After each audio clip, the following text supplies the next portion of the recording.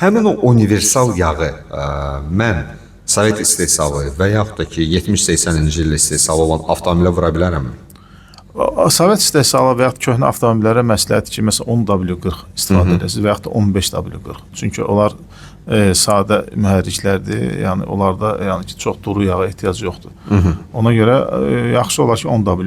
Adətən bizim də məsəl üçün köhnə maşınlar gələndə 10W40 istifadə edirlər.